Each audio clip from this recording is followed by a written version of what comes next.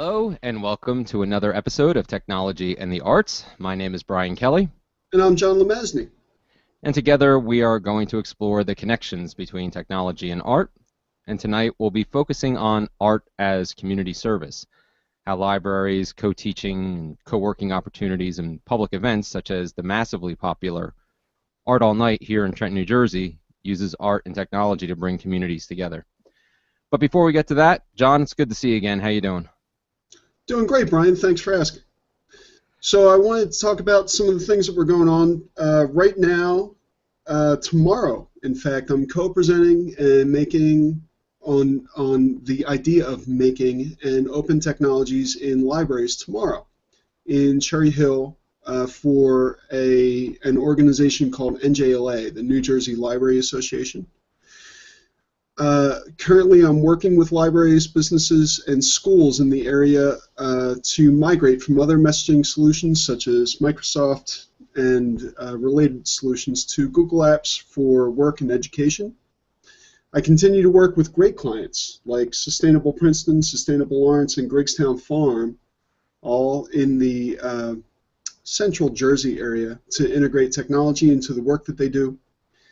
And I've been working to move clients from other solutions to WordPress, or moving them from their existing WordPress installations, which have been overwrought with too many plugins and too much complexity, to simpler solutions. Also, I wanted to do a shout out to Known. Known is an indie web production, and it's a lot like WordPress, except that it is a lot simpler.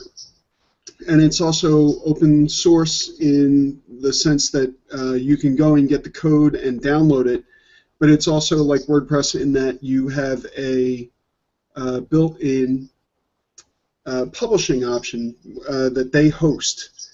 The company is Known, but the website is withknown.com, WITHKNOWN.com. And what they're trying to do is essentially to recreate Tumblr. They're making a Tumblr that is open source, that you can install on your own server, and I think that they might have something. I think they really might have something, because as opposed to Tumblr, which is the reason that the reason I don't push people towards Tumblr as a simple publishing solution is because if they go with Tumblr, it means that their content is not theirs. It belongs to Tumblr. And while they might be able to get an export that is a limited format of their content, it's not in any structured format. It's not as though, as with WordPress, you can export your entire site and get the entire site and install it on another system that is not WordPress. Tumblr's not like that. And Right. so Known is trying to simplify, trying to unclunkify WordPress. And I say that very delicately, because I don't think that WordPress is clunky if you are a larger organization. I think that WordPress is probably too much if you are just a simple individual who wants to put some stuff up that they found out on the web. That's really what Tumblr is for. The problem I have with Tumblr is that it's not open source, and I really have no control over that content. And so the way that I've been doing Tumblr is by publishing to WordPress, which then gets reposted to Tumblr. But that's essentially cross-posting. I really am excited about the possibilities with Known, and it remains to be seen whether or not it will be the right tool for me, but certainly as a secondary tool, I think it's perfect. So how are you doing? I'm doing great. Thanks for asking. Um, Yesterday, I participated in and completed the Atlantic City International Triathlon, which I'd been saying it was a 1 mile swim followed by a 20-mile bike ride. And now, usually an international triathlon is last event is a 10K run. However, there was sort of a last-minute decision. I guess it was maybe a week or two before the race. It was in the athlete's guide, but I didn't really catch it until the night before the pre-race meeting when they announced it. They actually shortened the 10K which is 6.2 miles, to a 5-mile run. So it wasn't the full 10K, but it was still, I mean, 5 miles is still a decent, run after a mile swim and a 20-mile bike ride. More But than I could possibly do. so I, uh, I finished basically around what I thought I would do. I mean, I figured I was going to be around 3 hours, and my total time was 3:04:33.9. So 3 hours, 4 minutes, 33 seconds, 33.9 seconds. The swim was, I mean, I knew the swim was going to be, the most challenging part. The bike ride actually wound up being challenging because, in that part of the Atlantic City Expressway, which we were riding on for the most part, most people think of it as an east-west freeway or highway, but in that part where it's going away from Atlantic City, it's kind of going northwest, southeast, and the winds were like 17 miles an hour out of the north yesterday, so it was gusting pretty good as you were riding away from Atlantic City, and then we had to loop back, and when we had the wind at our back, it was fine, but then once we got to Atlantic City, we had to loop back and ride all the way back to where we turned originally, so bike ride was a little challenging, but that was 108. My split for the bike was 108.52, and that's pretty much, what I usually ride. So the mile swim took me almost an hour. It took me 52 minutes and 16 seconds. Congratulations. Oh, thanks. But it was kind of funny because, the first quarter mile, I did pretty well, and then there was a turn, and then you had to go this long straightaway to the next turn buoy. So that was like most of the race was this back straightaway. That was probably a half mile right there, and I thought in my head it was taking me a pretty long time, and when I got to the turn buoy, I realized why. It was because the current. I was going against the current, and it was actually pretty strong, and I didn't notice it until I was getting closer to the turn buoy, and I got to maybe like 50 feet away from it, and I'm like, okay, I'm going to go all out, then recover a little bit, and head back for the final quarter mile. And so I'm swimming as hard as I can, and it took me about 5 minutes to cover that 50 feet. Like, I just couldn't get any closer. This thing, I'd be coming up to sight after like swimming for like 30 seconds or whatever, and it just seemed like this buoy was not getting closer. Finally, I get around it, and I'm like, okay, I'm going to hang out here for a little bit and then try to finish strong. And there's a race staffer in a boat. When you run these races, usually they're like, all right, good job, not too far to go or something like that. They're always shouting encouragement. This guy in the boat has to be the honest one. He's like, you still got a long way to go, buddy. And I'm like, thanks. I'm like, I'm going to hop in the boat then. So I finished the swim and do the bike and get the run in. So 3 hours. I finished down. I mean this is like an elite. There's a lot of elite athletes, a lot of groups. There's a lot of college groups. I mean there were some professional like relay teams and so I mean this was like a high end event for me. So I knew I wasn't gonna be anywhere in the top half or whatever. It wasn't like Heightstown where I was like the third best newcomer among male finishers. I knew I wasn't gonna get anywhere near there. So, but I figured 3 hours, and that's where I finished. So I was happy with that. So I have a question. Yeah. Why do you do this? It was something I just always wanted to do a triathlon. I've always been intrigued with triathlons, but I just I never had the discipline, and I had the time. I was freelancing mostly, and until recently. So I had the time to train. I had the time to go to Mercer County, Community College and train in the pool there in the early part of the year, and then that went away due to various bouts of colds and heavy workloads.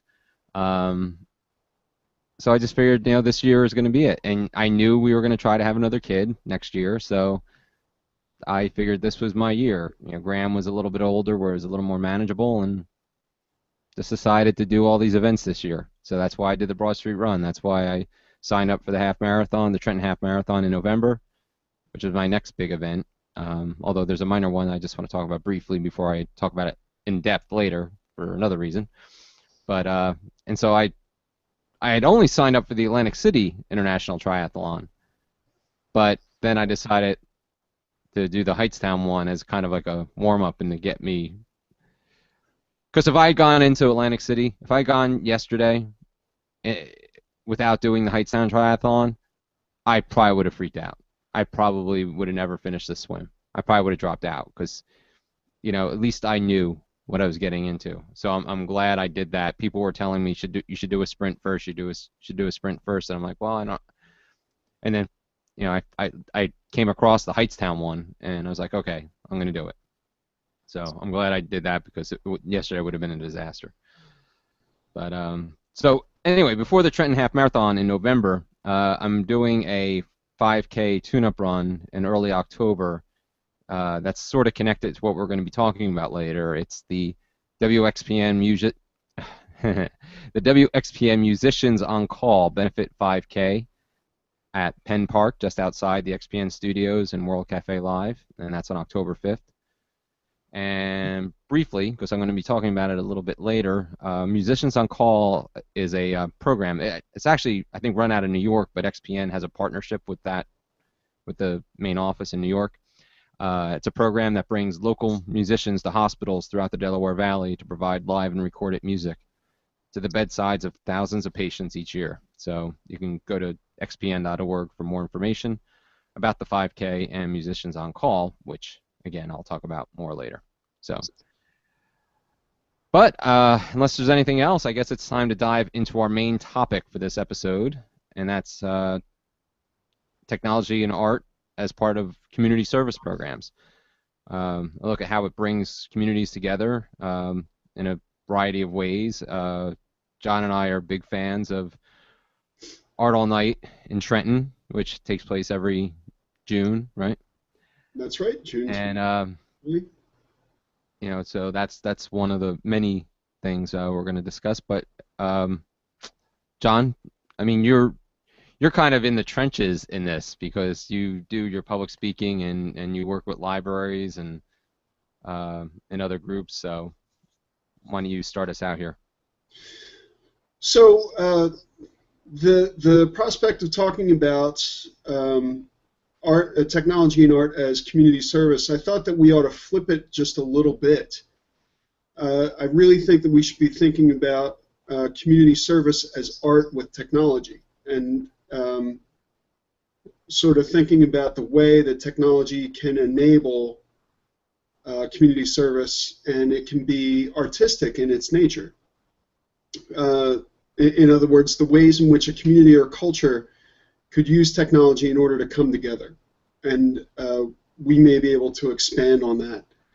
But Princeton Public Library comes immediately to mind. When we were discussing this, that's really my model for this. I think that it's a haven, a sort of glorious space that makes use of technology and art in order to create a community.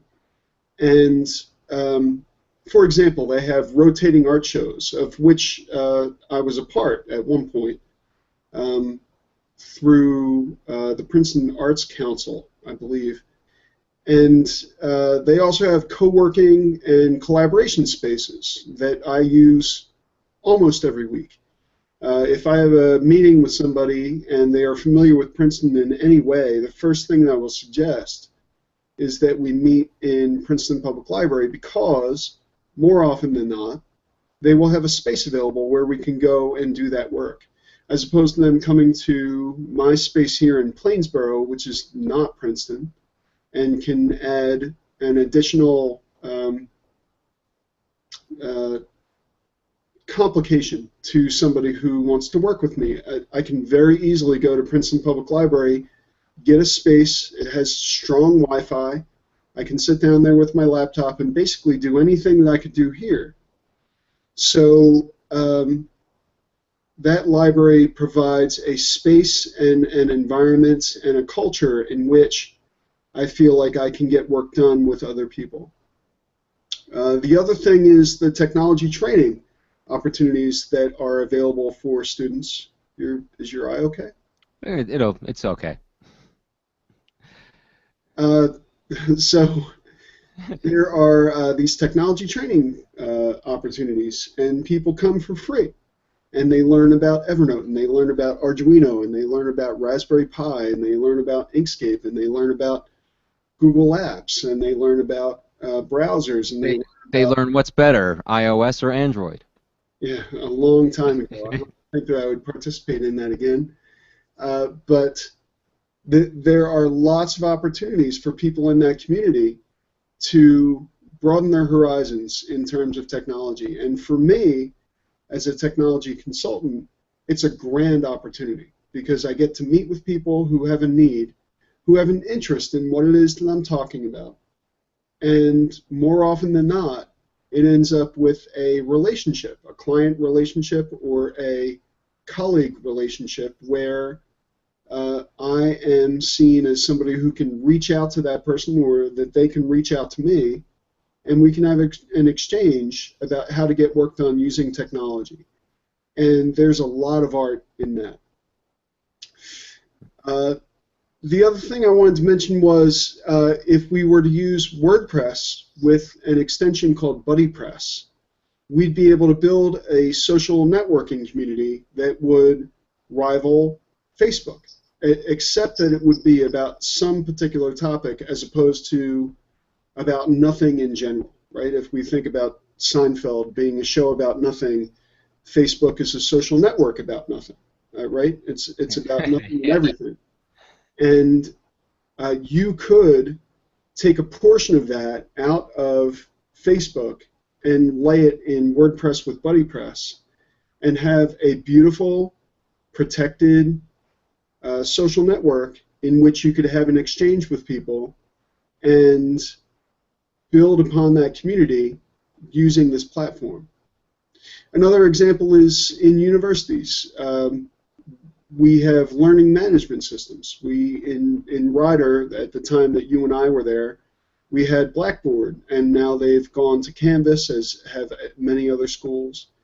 And there are open source solutions for learning management systems like Moodle. And the idea is that within the construct of an academic environment, you might want to have an electronic equivalent to that social environment where you can have quizzes and you can have exchange and you can have discussions and you can have the ability to present to one another in the same way that you and I are presenting to each other now and presenting to the world, right?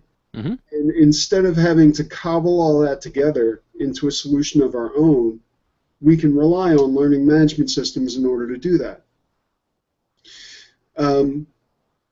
I recently, in my own work, have been working with Griggstown Farm in order to develop and improve their Thanksgiving ordering system. And while that's not the same as the other things that we've been talking about, it certainly enables for people to come together and to make purchases that are related to community gathering. And even that, in fact, is technology related to art, if we think about the culinary arts.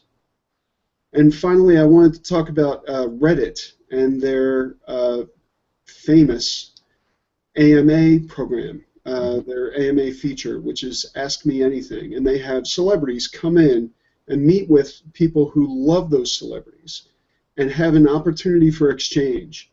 And in the same way as everything else in Reddit, if a question is good enough, it rises to the top, right? So I, in my normal life, would never have the opportunity to meet with Louis C.K., for example.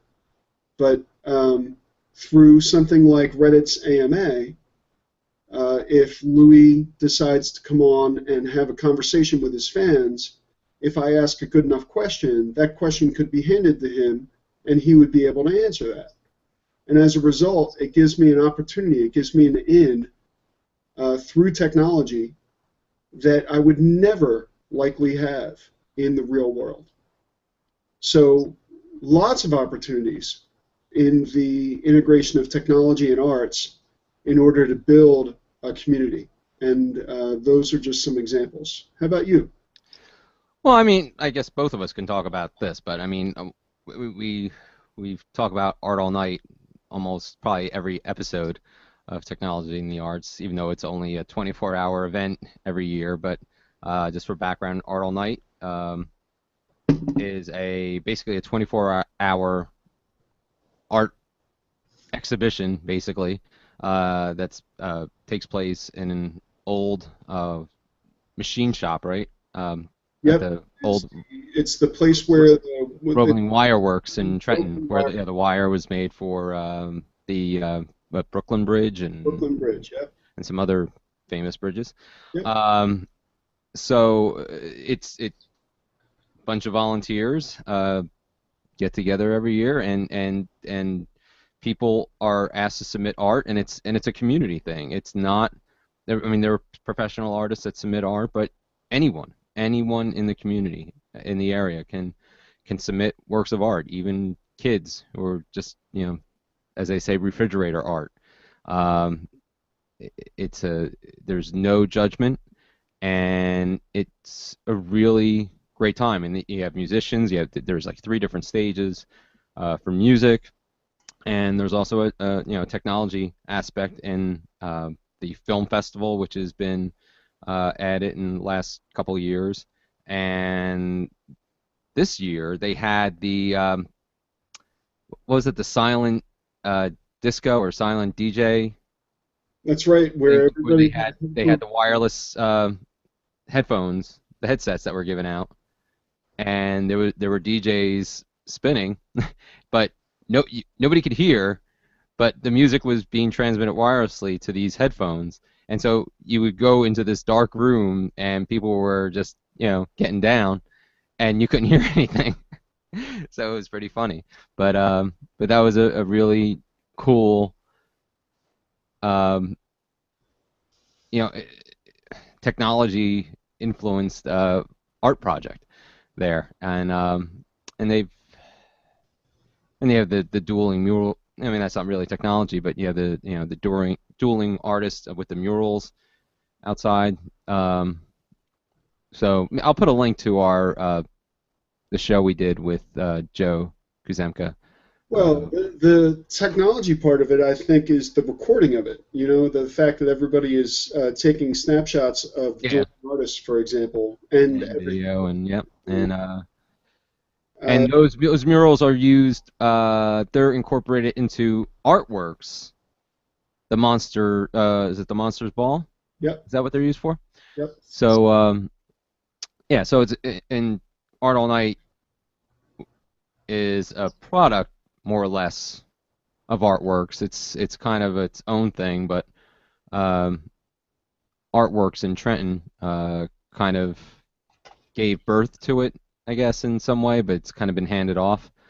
Um, and so the murals created at Art All Night are incorporated into the Artworks program. So, and I guess on a related note, the art as a community service, or flipping it around, the community service. There's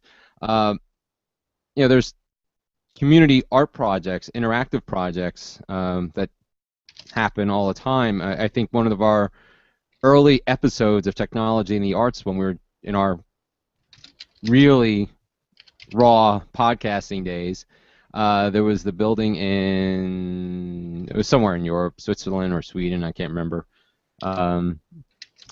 where you could call in and change the light patterns on a building using the way you you punched in numbers on your phone.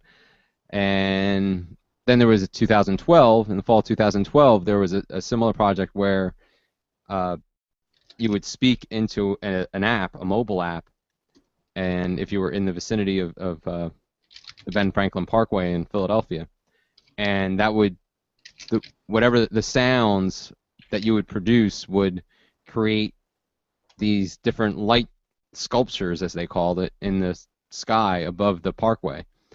So it's something where technology is allowing for this, allowing the community to interact and also witness this art taking place, and it's just another way of exposing people to art that may not have an interest in that. Maybe it instills some interest in the arts. So it's always cool to see those interactive, technology-driven community art projects. And before I mentioned XPN's Musicians on Call program, while the basic program, the bedside performance program, doesn't really have a technology angle, that's where they have. I guess the technology end is using social media and the website to kind of create this network of local artists who will go volunteer and go to hospital rooms and visit and play for patients in Delaware Valley healthcare facilities. But a couple of parts of that Musicians on Call program have a technology aspect to them, and one of which is the CD pharmacy program. They call it a CD pharmacy. Basically, hundreds of donated new and gently used CDs are used to build CD pharmacies that they put in a dozen healthcare facilities. So it's basically gives them access to all this music, that they can enjoy at no charge, along with the CD players. So they have CD players and the CDs available to them. So instead of drugs, you're getting dispensed CDs. And the other part of the program is called Project Playback. And in that, a professional musician is paired with longtime residents at a healthcare facility for 6 to 8 weekly sessions, and they will create music with the patients. And once created, they will record the songs. They'll put them on a CD, and they hold a CD release party, and the patients and their families are there, and so the patient and the musician work together on this recording. So that's a really cool thing, I thought when I read up on that. So and I think of the two things that you've talked about so far. I'm more interested in the co-creation aspect, only because the CD pharmacy seems a bit outdated. No? yeah, I mean, right now you could basically have an iPod, this pharmacy, because which is outdated now, since the iPod is dead, but or at least the iPod Classic. But yeah, I mean, you could.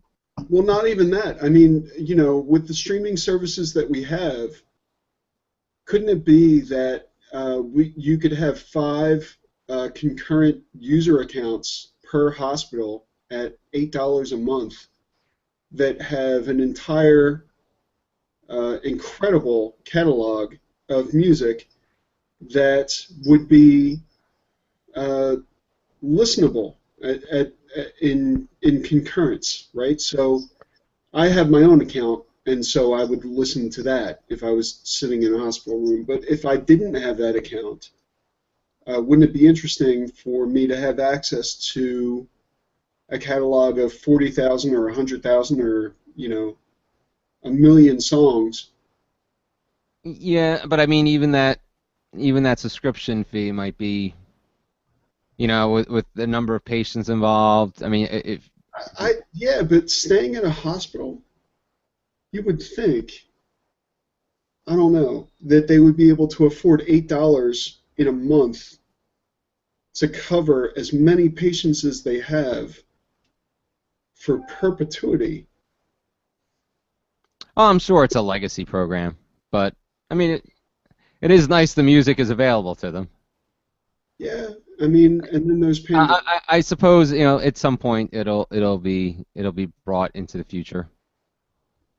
Yeah, I mean, it's interesting as an idea. I love the idea of music being used as therapy, but it seems like, And uh, actually, I mean, they don't even need to have a subscription. I mean, XPN has a bunch of free streams on its own that they could, you for know. example, but I mean, if I wanted to actually control the music that I listen to, even then, if you had a Google Plus account or a any number of accounts, Spotify account that was available to people who were present through a machine in which they did not have the username and password, but they delivered that content through a laptop. You know, if they had 10 laptops, let's say, and each of those laptops had um, an account set up that they did not know the username and password to, they would be able to listen to whatever they wanted to within reason. Right, right. Um, I, I, it's so antithetical for me. I mean, I still have CDs actually somewhere, but I have not listened to CDs in a very long time. And part of the reason for that is because comparative to Google Play Music or Pandora or Spotify, well, Google Play Music and Spotify in particular, it's so troublesome to set up any kind of a physical interface in order for me to listen to that when the other options are available to me. I can still listen to, let's say, Jimi Hendrix or um, Daft Punk or whatever I want to listen to simply by doing a search on that name and then seeing their entire catalog of music. And yes, it would cost the hospital something, but it just seems like comparative to having to go through the trouble in a situation where a patient is already probably troubled. What about the simplicity of opening up a browser and being able to visit a site and put in a name of an artist and listen? well, I mean, I guess then you have the expense of laptops or tablets or mobile devices, whereas you can go anywhere and get a cheap CD player if the CD player breaks. Oh, I mean, I'm I think it's just the expense that's really the drawback. I mean, you have to remember, the hospital spends $5. That's like another $1,000 we get charged for an X-ray. I mean, that's the way the healthcare system is. well, that's So a bigger problem, but I yeah. mean, I So think that's why I'm kind of leery of the hospital spending more money, because I think that just messes up the healthcare industry even more. So maybe that's just the workaround. I don't know. But you, like I said, I mean, it may be upgraded at some point where it will be a streaming based. And actually, that's part of the next program they have is the Music Heal series, which is an on-demand program. It's a series of audio features that are available for on-demand listening. It's XPN morning host Michaela Majun and news director Bob Boombera, and they talk with musicians and therapists and others about the impact music has made in people's lives. So, and there's a link to it that I'll put in the show notes. And there's also resources for mental health and well-being there. So there's some on-demand stuff in that component of it, but I know what you're saying. I mean, I think it's just a I you would know, argue well, with I mean, the other reason why the healthcare industry is messed up because the hospitals are so behind the time. I mean, I saw a link. I didn't read the story, but I think it was on Vox.com that Americans spend more on. This is just a tweet headline, so I didn't read it, but If you want to go check it out, I think it was on Vox.com. But the headline was Americans spend more on hospital paperwork alone, just with the time it takes and and and the money involved in it that goes with the paperwork, the financial aspect of it. Spend more on the paperwork than on like sports. So like sports tickets and sports apparel. I mean, the fact that we're still using paperwork and that hospitals still mess up the paperwork, which then leads to another round of paperwork needed and just run around. I mean, that's why the healthcare industry is such a mess. I mean, that's one component of it, but I mean, I've dealt with it. I mean, I did my coverage now through my new employer. They sent it in, they never got it. It got lost. They had to send it again, and I finally got my packet. But I've been there I've been there a month now. So, Yeah. I'm very distrustful of the healthcare industry, like maintaining computers and a network for streaming media to their patients. So, I mean, I was in a hospital once where I was spent with a friend of mine whose grandfather was in the hospital, and you know we heard some people come down from the floor above. They were asking for oxygen, and nobody was around to bring and the person died. It's like, I mean, they can't even bother to bring oxygen up one floor. I mean, how you gonna get them to reboot a router? Well, this is the issue with physical objects, right? If Yeah. you give me access to a digital object that will help my or improve my sense of being, what I don't need to go and retract a physical object that will allow me to listen to that same thing, right? Right. Uh, I don't know. There's so much that we can do digitally that is endless. I mean, they could set up a jukebox that was available to every patient in the library, and they might get into some trouble with the RIAA, which we've talked about, Yeah. in order to listen to that collection of music, but it would be no different than me sharing it with my friends. Yeah. I mean, that might be the other issue too. I mean, that we They, always forget how heartless and you know uninformed the RIAA is. So I mean, be like, well, oh, regardless, and hospitals have money. Let's go sue the hospitals, which would if, be a wonderful idea, like, morons. yeah, if we were to, for example, set up a Plex server and make friends of all of our patients, then immediately we could share movies, we could share music, we could share photos, we could share all kinds of things with a free service, right? If, for example, you and I decided that we wanted to share all of the movies and music that we had ever collected, we could do that right now legally using Plex. Right. And why don't we, in fact? I don't know. Because you don't use Plex, that's why. I do not. Yeah. But I have other friends who do, and their collections of movies and music are legally available to me through streaming, right? If I decide to stream from their server, it's really no different than them letting me borrow a DVD for a time. And while I am watching that, they are not able to watch that same piece of media. Is there something going on there? I'm just keeping an eye on a spider. Oh, spider It was does. a huge one. I was down here last week. I think it was the night. Actually, I know it was after our webcast last week.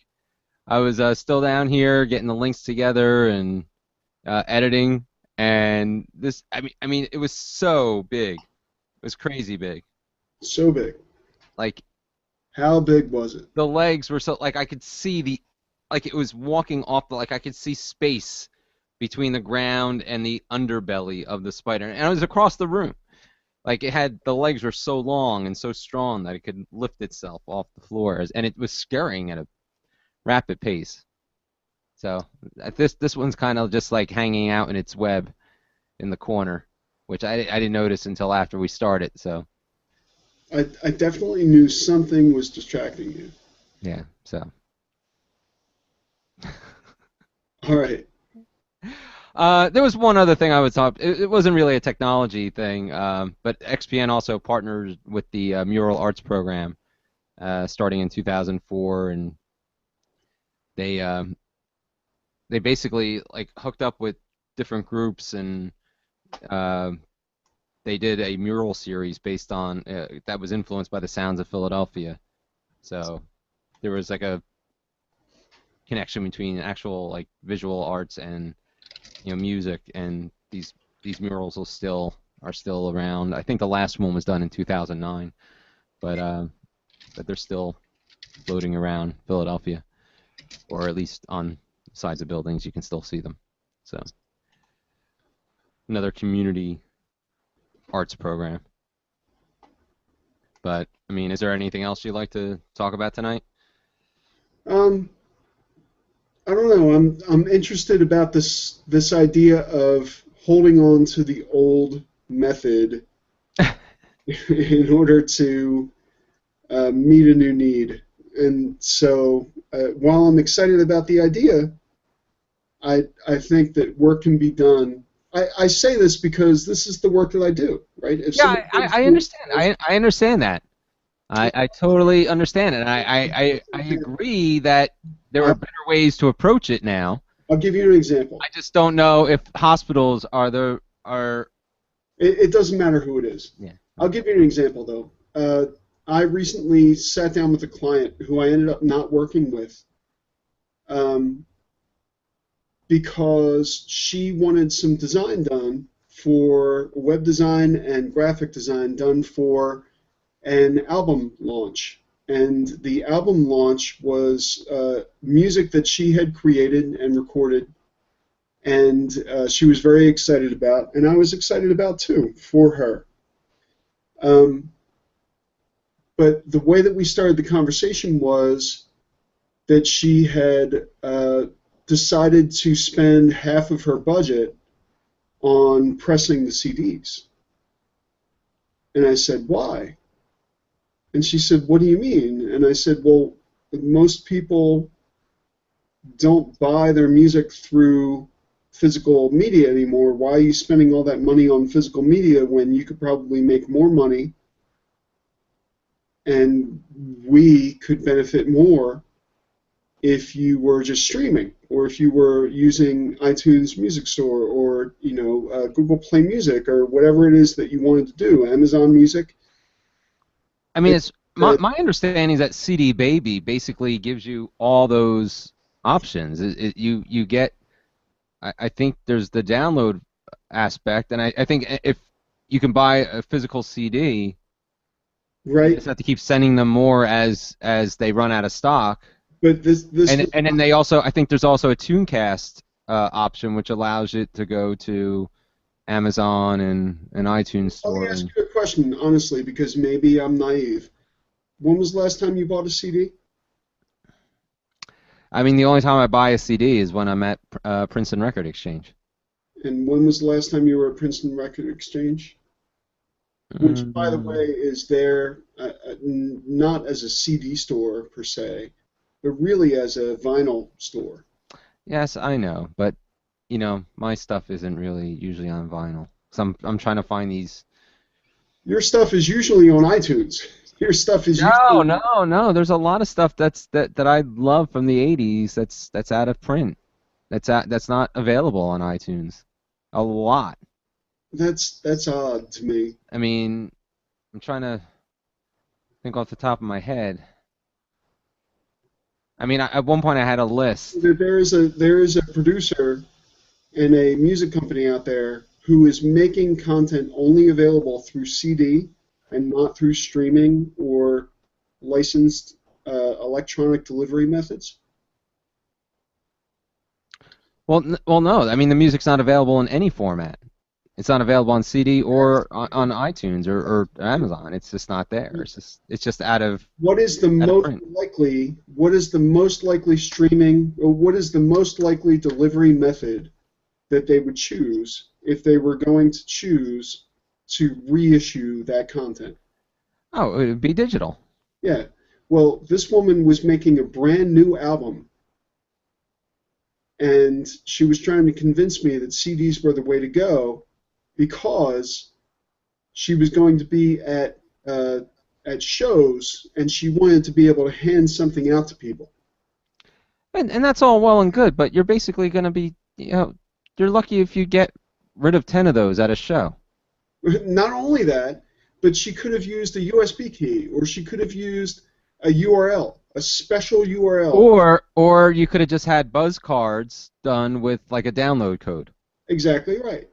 Either way, any method would have been better than a CD because a CD adds the additional cost of at least $1 for the media, probably $1 for the printing, and probably Keep talking. $1 for what? I'll be right back. Keep talking. Probably $1 for the delivery of the media. So if you have a case, you're going to be paying for that. If you have printing, you're going to be paying for that. There's a certain beauty to the album art, but as I look at my screen here, my screen is going to show a far more beautiful rendering of any art that you come up with comparative to a CD cover or even an album cover. I can full screen album art on my screen. I cannot full screen album art on a piece of paper. A piece of paper is limited to the resolution that it's limited to. That is correct. By the way, so that was a giant cricket. You know, crickets are good. I know, but not in my basement. No, they're perfectly fine in your basement. They're getting rid of pests. They're living their lives. They're just trying to make your life better, really, Brian. Not in my basement. Okay. So, In my basement, they are a pest. my point being that, They can take care of all that nature stuff outside. yeah, we're in their way. They are not in our way. Oh boy, yeah, okay. Okay. As long as we have the philosophical portion of the show. Yes. My point being, though, that I felt like this woman was foolish because she decided to pursue a CD distribution method when it was costing me, as a designer and a marketer and a brand management person, because she didn't have any money left over because she had to deliver these CDs. And I said, my time is valuable. The CDs are not nearly as valuable. You can do all that for free. The distribution is part of your internet costs. And so I felt like that was a misstep on her part. And when I could not convince her, we had to part ways. Yeah, I mean, so you said delivery of the CD. Where was she delivering them to? Well, to her shows or possibly to some. So she was just bringing them with. I mean, like I said, I mean, I know like with CD Baby, when they run out of stock, you just send them more CDs, whatever. But You're going to CD Baby as though that is what she was using for distribution. She was going through some guy who was doing the printing, doing the CD duplication, doing the, blah, blah, blah. And so he probably had a machine that he had to pay for, and she was paying for that machine. But my point is, why are CDs even in distribution anymore? I mean, Apple left it a long time ago, and I don't really see the point of it if I want music, I don't go to a CD store. I don't go to Barnes and Noble. All I right. don't go to. They just closed. I don't even know what the name of it was, but you don't go to a mall and really find a CD store anymore.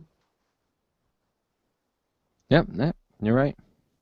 No, There are I agree. I mean, uh, I don't see the need for physical CDs. I mean, unless you're into vinyl. I mean, physical media. For vinyl media, that is different, and that is a specialty. And probably CDs will return to that specialty niche, but we are not there. We're post CD and pre CD nostalgia. retro.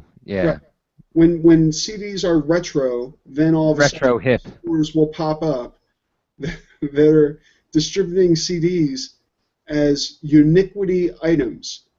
But right now, all of the recording agents who are trying to make money on their back order and back stock of CDs are stuck.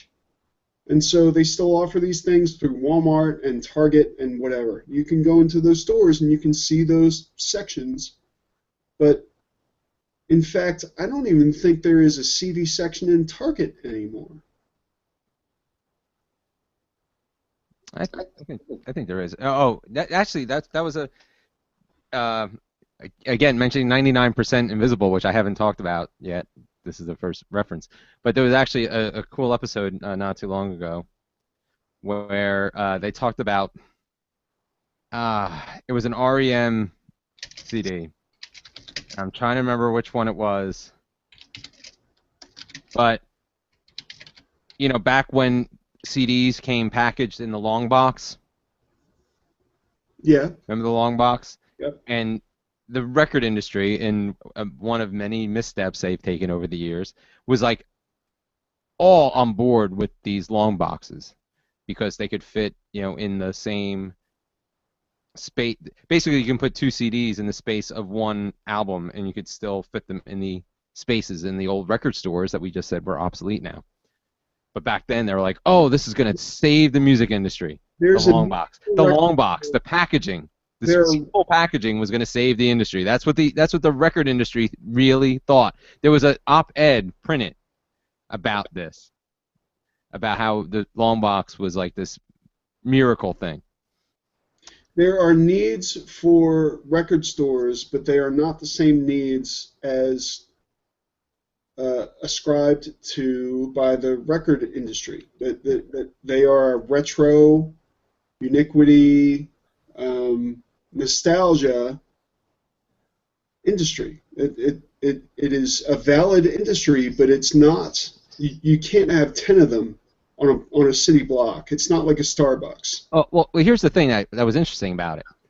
So they had, and this almost ties back into our community service thing, because so it kind of like wraps this up. Our whole CD, not CD, whatever, that conversation goes back to our original topic here. Basically, and I'm not going to get the details right, so I'll link to the 99% Invisible episode, which is a fantastic podcast, by the way. I agree. I agree. Much better than this one. We And far. uh, so anyway, so REM, and I can't remember which album it was, which CD it was, basically said to the record label, we're not putting our next album out if you're going to put it in this long box. We're not doing it. It's ridiculous. It's an environmental disaster. And so the record label and their management, they were trying to figure out what are they going to do.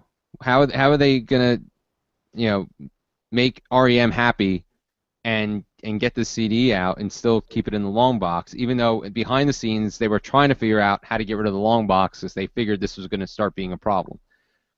So they, at the same time,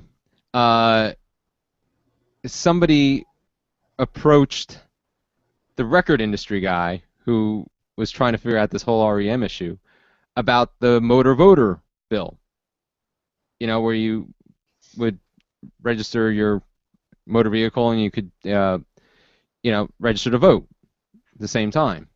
And it kept on getting knocked down, knocked down. It would always get killed, on its way to passage. And finally, the record industry guy said, "How about we connect these two issues?" So he said, "We're going to put." That was like the whole Rock the Vote thing. How Rock the Vote started, they put the like a petition letter on the back of, or as part of the long box, the packaging for REM's CD, and that would they would use that to, engage music listeners and, write to their representatives and get the motor voter bill passed. And they went to REM, and REM's like, "We love the idea, let's do it." So now they had REM on board. They could put out their album, and they used it to, have these petitions sent, and it became they got so many responses to Congress, so many of these letters, these petitions, and everything just snowballed, and eventually the motor voter bill passed, and that CD it has a lot to do with it, and I can't remember which one it was. I wish I could, but so I'll link to the 99% Invisible episode about it. But because of this CD, that led to all these young people now being able to register to vote when they went to the DMV. So that is the community service aspect. Very, very nice. Nicely done. Thank you. Thank you, Roman Mars, in 99% Invisible.